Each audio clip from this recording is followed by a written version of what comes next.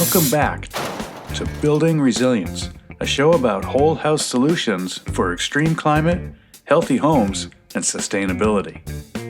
Last time, we were in a basement installing AHF's glue-down engineered wood flooring. The world of engineered wood flooring is vast and complicated, and there's a lot to know. Everything from the top layer, is it an image? Is it a solid product? How thick is that product? What's the center made out of? Is it a 1-layer, 2-layer, 4-layer, 7-layer core? Is the bottom cork? Is it MDF? Is it a glue down? All of these things can change what you choose. Now, in this case, what we chose was a product that the top layer is actually made out of a densified red oak. And densified basically uses a combination of heat and pressure to increase the hardness by more than double, making this the perfect resilient choice for this house. Today, we're going to seal some gaps against air leaks. But first, we're going to talk about it. So, we're all familiar with DuPont and their Great Stuff line of foam products. We have their low expansion foam that we use around our windows and doors for air sealing. We've got their gap and crack filler for gaps up to 1 inch. And a newer product, which is their wide spray foam sealant, which is a pretty cool product. It's got a bunch of new features, most notably that you can spray from some distance, up to 20 inches back. The product comes in a box like this with 2 of the canisters and a series of nozzles. There's 2 types of nozzles in here. One of them is going to be a cone tip type nozzle that's going to give us a round application, and the other is a fan tip. And the fan tip actually comes with a little dial so that I can turn it and adjust the angle of the fan spray when I'm spraying it. It also comes with instructions in the top of the box, which is super handy, so you can never say that you didn't have the instructions. There's a bunch of things that are unique about this product. First, it's a moisture cured product, which means that when we apply it to a surface that might be wet, that the foam will still cure nicely. Unlike a lot of our other foam products, which are chemically cured and we need those substrates to be very, very dry, this in fact will do better if the substrate is a little bit wet. We always want to make sure that we are shaking our foam products for at least 60 seconds before applying it. And that's so that we mix the blowing agent in with the foam chemical itself. The other important piece is that when we apply it, that we have the can facing down. This ensures that the blowing agent mixes with the foam and we actually get a full disbursement of product.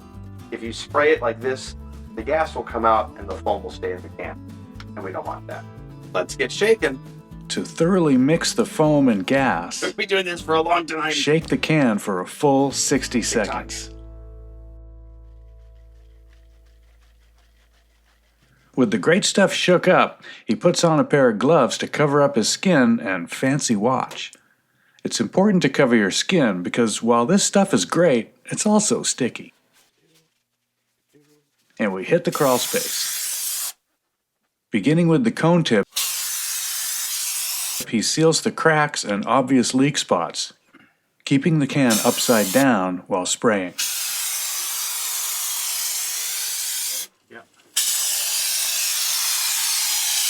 Then he switches to the fan tip to cover a problem area toward the lower part of the wall. The tip swivels left and right so you can shoot vertically or horizontally, or somewhere in between. While there certainly are value inherent in Great Stuff Wide Spray, this product is not an insulation product, so it shouldn't be thought of as a replacement for froth packs. Also different is how the foam cures. Froth packs use a 2-part foam that mixes at the tip and cures on contact. Well, if we open up the box of Froth Pack, inside we're going to find we have a gun with 2 hoses. We have a series of nozzles. I'll talk about those in a second. And below that, we have 2 canisters, chemical A and chemical B.